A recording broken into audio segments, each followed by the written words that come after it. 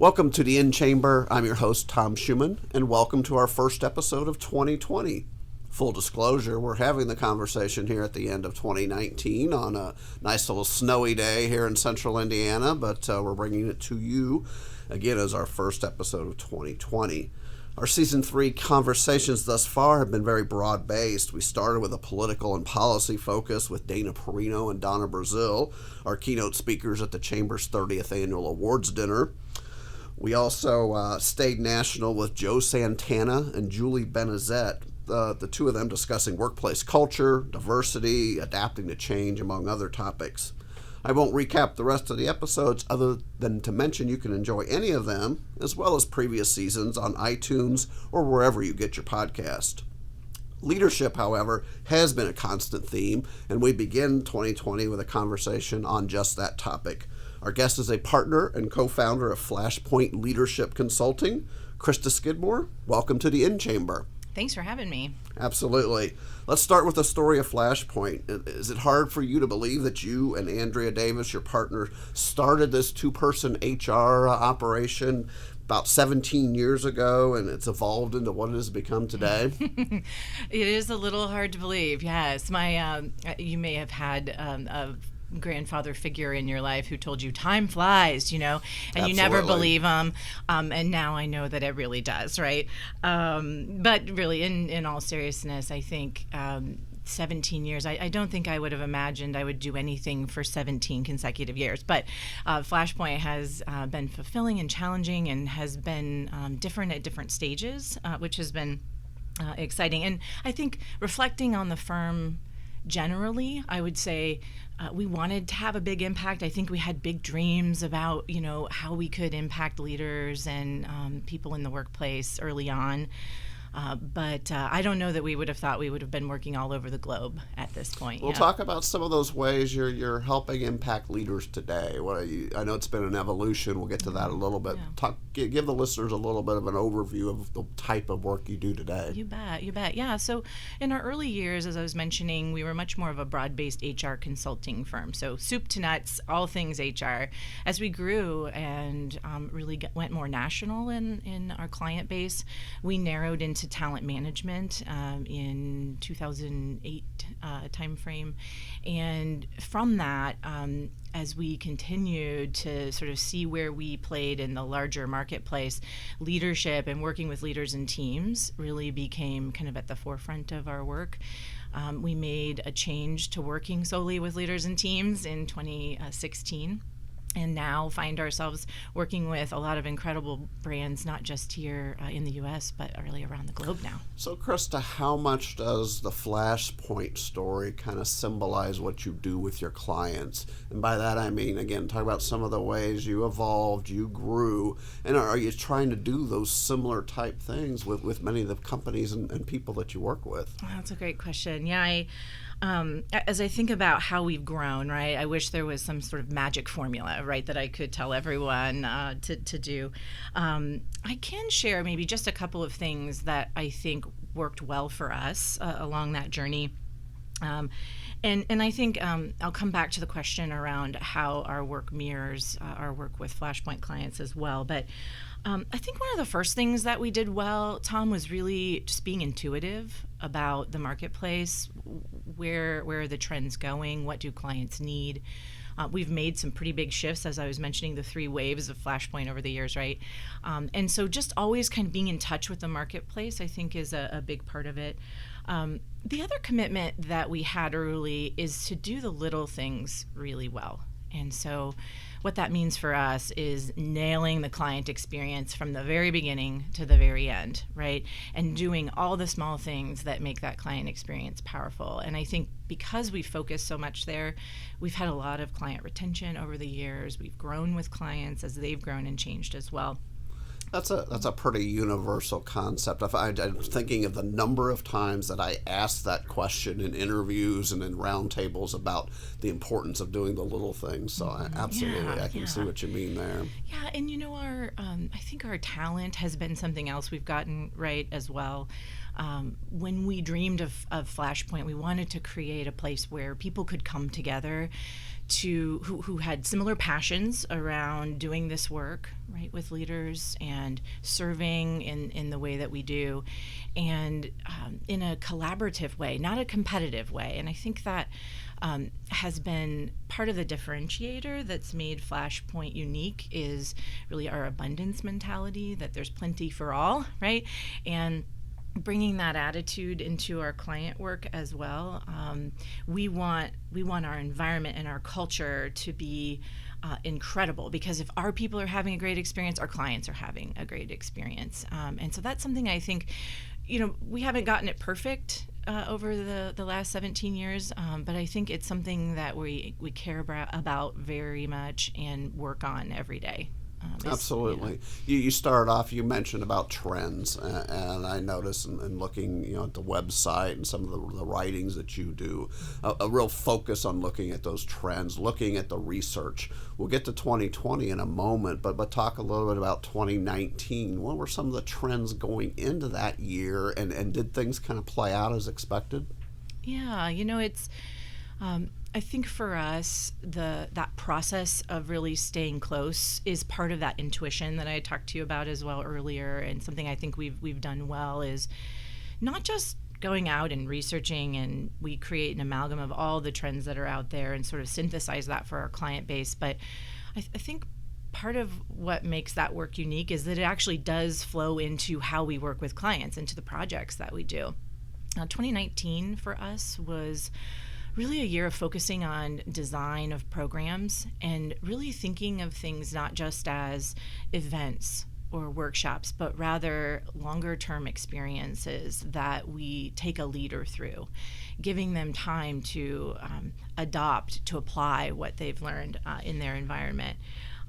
The 2019 trends are available on our website as well if you want to dig into them more. But at a high level, it was things like the fact that leader needs and preferences are changing, how learners want to learn in the classroom, virtually, et cetera. All of those aspects are shifting. Measurement has become more central to what we do. Mentoring and coaching are on the rise. We're integrating that into many of the programs we do, so that if you think about, as an example, a 6-month-long leadership experience versus going maybe to a 1-day or half-day workshop, really creating the opportunity where that learning is spaced out over time, and where we're weaving in between things like working with a coach or working with a mentor, doing some virtual learning as well. So these experiences are a big part of what we predicted 2019 would hold, and with a lot of intention, several of our clients have been seeing greater results and then some of those trends will continue going forward, and we'll get to maybe some additional things you're seeing for the year ahead. You talked about measurement there as I jump around a little bit. The importance of measurement. We hear from the business audience listening in today. It's return on investment, no matter what it is. And talk about how that applies in your field, and what are some of the ways that you kind of help measure the impacts of the work you do. Yeah, so our whole brand promise, Tom, is based on creative and measurable solutions that make leaders and teams more effective. So if we aren't good at the measurable, we're missing, sort of one of the key aspects. Yeah. So in fact, kind of an interesting story. That's really where FlashPoint comes from a naming perspective. The flash being the creative, the point being that disciplined, measurable aspect of what we do. And so because it's our brand promise, we make sure that every client has a measurement plan in place. And so that can look different for different clients. For example, some of our clients care a lot about how they can promote current leaders into higher level positions over time. So the promotability of leaders, that's an important measure. So after they go through a leadership experience, how many have been promoted into higher level roles. For some, it's about employee engagement and really engaging employees, and that could be through stronger teams. That could be perhaps through better coaching for high potential leaders, to give them that ability to engage and retain their talent within their organization. So it's not a one size fits all. It looks different. And then our evaluation strategy is just a way for us to collect, did the plan work? right?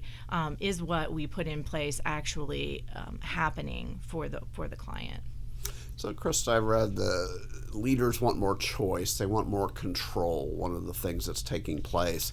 How does that impact your organization, and how do you help make that happen as part of your work with organizations? Yeah, it's that's probably been one of the most important evolutions that we've had, is bringing choice into the work. And I'll use an example of a client that we work with that we helped to create an 18-month choose your own adventure program. And so training in that organization had been mandatory for years. They just, they offered a set of courses. People had to go. They had to get so many hours in every year. And while it was counterintuitive at first, we floated this idea of creating this choose your own adventure model. And essentially what this would allow is leaders working with their managers to pick their own courses that they'd attend, their own e-learning, whether they wanted to come to group coaching sessions, lunch and learns, presentations by senior leaders. So there was sort of a cafeteria menu of options, but leaders could really hone in on what was most important for their function, for their role, etc. So it sounds like it became what's best for that person, as opposed to this mandatory, let's all gather in the conference room and learn. That's right. Go, learn, come back and implement. Now you have a choice. It's the forcing. So what choice does is it brings intrinsic motivation into the mix, right? So I'm choosing, and what the client found was that they increased substantially, almost to 80% participation, where they had only 40% participation before in a mandatory program. They increased to 80% in a choice program, which again, counterintuitive, but when I can design my own path, my own learning, what's important to me, I tend to be more engaged in that learning. No, I get it. I think it makes perfect sense. Yep. Okay, I said we promised a bit of a look ahead. Yeah. We talked about 2019 trends. What are we seeing for 2020, the year ahead? What are some things that stand out in that leadership world? Sure. Yeah, so I don't want to, spoiler alert, we are going to be having a 2020 Trends webinar coming up in the first of the year in January. But for our friends at the Chamber audience, we'll give you a little bit of a preview here. We appreciate that. A little whetting of the appetite. So one of the things that we are seeing is the rise of teams. And so as organizations, you've probably read and heard a lot about Agile and organizations working in more decentralized environments. The importance of a leader and their team working incredibly well together, that leader being able to enable that team to act, to inspire a shared vision within that team, to get them thinking more innovatively, to problem solve more creatively going forward. That rise of teams and the importance of that, we anticipate being a big part of the 2020 focus for a lot of organizations. The second piece that I'll preview is really around our millennial leaders. So a lot of times I think when we think about that audience and that generation in particular, we may be thinking, oh, they just entered the workplace. The fact is they are the people leaders of today. About 50% of millennials hold management positions globally inside of our companies, right? And so if you think for just a minute about the number one complaint we have always heard from our clients is that people are put into management positions because they were so the best salesperson becomes the sales manager. You've heard that before, Tom, right? And so we never trained them on how to be people leaders, right? We are at a precipice right now where we're about to repeat that same mistake over again. So we think it's critical that we begin investing in that block and tackle management skill development for our millennial leader population before it's too late, right? Before they're seasoned managers with 10 years experience and no development to speak of. They're hungry for it. They want to be great leaders. We're really eager to see how that generation is going to positively impact the workplace going forward. So that's a second sneak peek preview. We appreciate that. And that allows me to mention, I talked about some of the podcasts in this season. We did a great conversation a few months ago. Katie Ittenbach, Smari up in Carmel area, research company. She's 33, I believe now, but took over the company when she was 30, that her father started a number of years ago. And just a really true millennial leader who understands how to work with different generations and being a part of that younger generation. So look forward to hearing success stories. Look forward to hearing much more on that. We talked about return on investment. What about sustainability? When I thought, as we were getting ready for this, I was thinking, whether it's that mandatory training, whether it's that voluntary training, the number of times that you go and you learn some things and you come back and you try to implement them, and maybe you do, but then when you get a couple months down the road, it's hard to recollect and think back on what it is. Now I understand leadership's a little different. You got some, as you already explained, some longer term initiatives, but talk about sustainability so that the benefits for the client, for the leaders, are still paying off down the road after you're finished with your direct engagement with them. Yeah, this is the question of our profession for sure, right? And it's something that we spend a lot of time thinking about. We've tried some new strategies in 2019, which I can share with you. I think one of the things I want to start with around this question is how incredibly empathetic we are to leaders. The job is not easy. People aren't easy. We people aren't easy. I know this because I'm one too, right? I have people I manage, and you know it's challenging. They're pulled in a lot of different directions, right? They've got a lot of responsibility. Most of them are working managers, right? So they're rolling up their sleeves, doing work along with managing others. So I think with that empathy comes the question: how do we reach them in a way that is in their day-to-day environment, right, that makes it as easy as possible to apply the learnings? And so, the experiences help. So as you mentioned, that's a big part of it. But we're using technology now. So we have a reinforcement app that we use where we can push bite-sized learning and content out to managers. Things like videos, maybe a question on how they're maybe applying something they learned in the session. It could be inspirational quotes. It could be a template that they could use to help prepare for a coaching session. So some of that almost constant reinforcement, so to speak, of many of the lessons that you shared during the coaching experiences. Yeah, that's exactly. And I think the big thing there is just encouraging leaders, try to do one more thing tomorrow that you didn't do yesterday, right? Don't think of being a leader as this huge effort that requires just tons of time and energy, right? Because if that's your mindset, you're not thinking like a leader. A leader just does more tomorrow of things that help engage and retain and help connect and build relationships with their teams, right? And if you just do a little bit more of that tomorrow, you're a better leader each and every day. And lots of little bits will add up to great achievements. Yeah, exactly. Absolutely. That's a great way to look at it.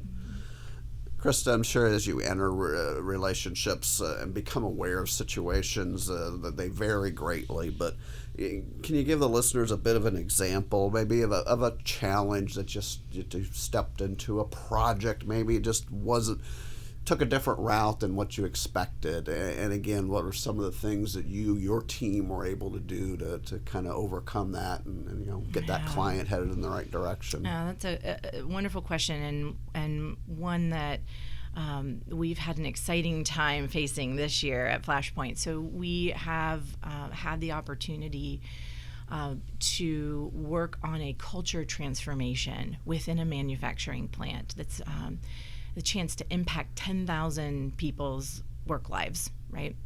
By working with 650 leaders from the very top of the organization all the way down to our frontline supervisors. And the challenge given us is, hey, look, within our culture, it's very blame-oriented. There's just a lot of challenge with the pointing of the fingers and people working in silos, not thinking about how to solve problems across the board. There's generational issues, multicultural issues as well, as it's a pretty global organization, and so the perspectives and lenses that people bring to that workplace create a very complex environment. And so what we've developed is a 6-month program that will have a lot of different elements, but every single people leader in that plant will go through this program. We are about a quarter of the way through, but the early impacts have been incredible so far. We're seeing people band together in ways that they didn't, solve problems in the business in a way that they didn't, and we're training them on things like how to think more like a leader. What are my core values? What's my leadership purpose? What's my team's purpose? How do I communicate that to them so they see a broader line of sight? How do I get them collaborating more with each other in a more cooperative and less blame-oriented environment, and ultimately then coaching skill development? Is it somewhat rare to work with an organization or a group of leaders that large? That 650 was a pretty overwhelming number when I heard it. Yeah, it was overwhelming to me the first time too. Yeah, it is a unusual opportunity, especially from the top down. That is one of the unique aspects of this, and the chance to really, because you're working with so many leaders, the chance to impact a culture through our work. And that's very exciting. Yeah. Krista, a little bit about yourself. You earned your degree in business management and psychology from Anderson University, one of our fine schools here in Indiana, and later a law degree from IU McKinney School of Law. Talk about that a little bit. How beneficial is that law degree in your work today? And it sounds like a bit of a combination of all the factors you had in your collegiate work yourself. It is a bit of a combo, I would say. People have often asked me, as I think about what am I most using from my educational background, business, psychology, or law, right? And I would say it's a toss-up given the day, right? So the business side, certainly running a business, being an entrepreneur, I have to be deep in accounting and finance and marketing and sales and understand those aspects of things. But the psychology side, like organizational development and social psychology and the science of how and why people change, and getting leaders to do different behaviors, that piece we're using and I use in my client work every day. When I thought about an advanced degree, it felt like an MBA would be too similar to and I really wanted to push myself and try something different. Diversity is, after all, one of my top 5 values, so I wanted a really unique experience, so decided to go to law school. And I remember my first night of law school. So imagine you're with me, right? So there are 200 people in torts class, and I was a night student, so I worked all day and did the evening program for 4 years at IU. And I remember that first night, and there were 5 people who walked out in tears. The 2 people who got called before me, they eked through, they made it through, and then I got called on the first night of law school to argue a point of view, which, as it turned out, was not the side of the argument I agreed with. And I had this incredible epiphany that night about that law school was not going to be about all the knowledge I would gain, but it was really going to change how I thought. And what I would say I took away from that experience was now this, I think, important ability, especially in today's world, of seeing things from multiple vantage points, right? And I see this flowing into like how I see the world, how I interact with people. It influences things like my community involvement and my work around equity and inclusion, not just in the workplace, but in the arts and in our culture here in Indiana. Excellent. So an immediate lesson the first night of law school. Oh yeah, it punched me right in the face, Tom. but you were able to get right back up. Yep, that's the lesson, right? Didn't knock you down. No, there's a lesson just in that. Self-awareness. Yep. Mm-hmm. So Krista, FlashPoint, you, the rest of the FlashPoint team, you work with a variety of organizations, share your expertise in a number of different ways. I happen to be a student, I guess, of one of the longest running programs we have here at the Chamber, Supervising and Managing People. Talk about that. We offer that program, I believe, now 6 times a year. Always sells out. Small interactive classes. But what are some of the things that make that so special? What makes that program work so well? Yeah, it's been an incredible partnership with the chamber, and I think as we've talked about leading is hard. And I think leaders are gravitating toward those very practical programs that give them tips and techniques, things that they can use right away. And that part of supervising and managing people, I think, really resonates. In addition to that, they get to know themselves a little more, which I think is a really important part of the program. We use a DISC assessment, which helps them understand how they manage, their style. How does that impact things like how they delegate or how they communicate? So I think that's an important So you're piece. almost learning a little bit as much about yourself to help you be a better leader, as opposed to here's the lessons you need to take out to manage people. Yeah, because it starts from within, right? If I don't understand myself, how in the world could I lead others? And more than likely, no one's going to want to follow me, right? And so I think the Chamber's program is also beneficial because it brings leaders from different organizations, different walks of life together into one room. So it just jam-packs the learning, right? Because not only are you learning from a facilitator, but you're learning from your peers, from others who are maybe in a different industry that gives you maybe a different perspective than what you had before. And I think that's one of the things in the evaluations for supervising, managing people that we see time and time again is just that is such an important part of what you offer. Krista, you kind of mentioned a little bit some of the things you like to do outside the office, but how about your spare time? What are some of the things you enjoy doing, hobbies that you have? These days, I don't feel like I have much spare time, but I do. I do enjoy that. Because our client base is all around the country and we travel a lot, right? My time here is very precious to me. I'm really committed to community and to Indianapolis. I live in the downtown area. And I've gotten involved in a lot of organizations volunteering. It's sort of part of my DNA. It's kind of how I grew up. And I think it's a responsibility all corporate leaders have, right? And all entrepreneurs have to give back and model that. I try to set an example for my team and encourage them to get engaged and volunteer their time. I've had an opportunity to work on some really cool things. I worked on the steering team for the transit referendum here in Indianapolis, which was really fascinating, interesting, bringing real mobilization to our urban core. I've had the chance to chair a steering committee called Velocity with Downtown Indy to build the strategic plan for the city. That was an incredible process. And then various boards of directors, the Arts Council, et cetera, the Indiana Sports Corps, and so on. And all of those experiences, I've gotten more than I've given. I'm sure of that. Lifelong friendships, a feeling of gratification in giving back.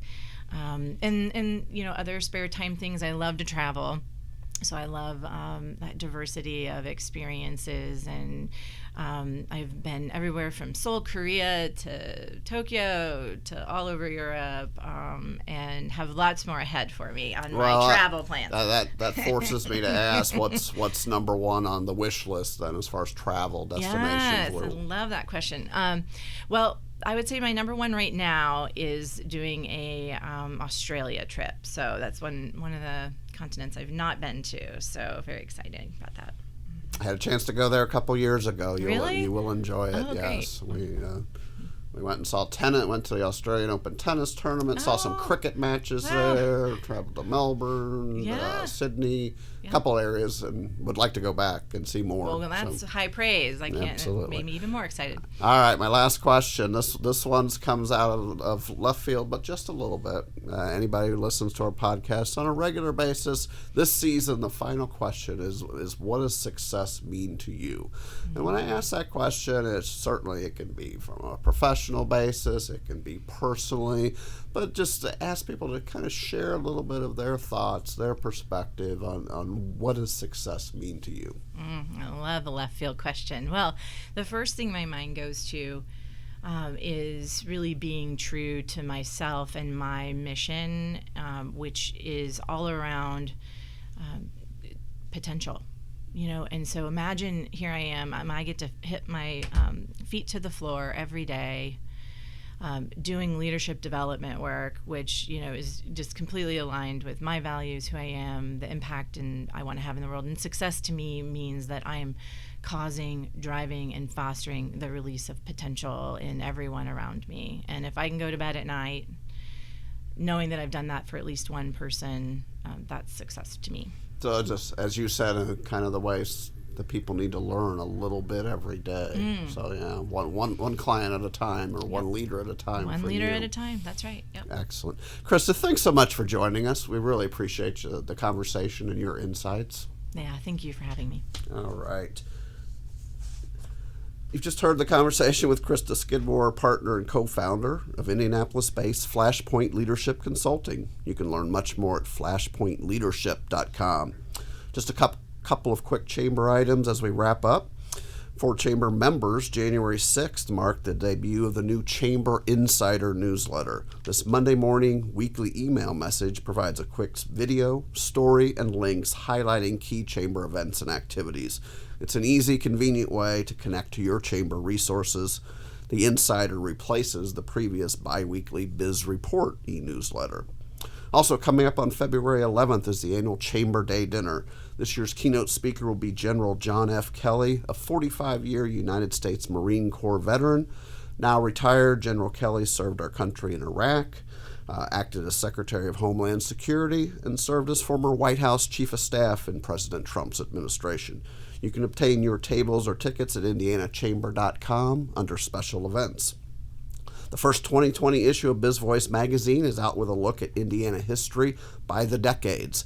Our next in-chamber conversation will accompany that as we sit down with Ray Boomhauer, author and longtime editor of Indiana Historical Society's Traces magazine.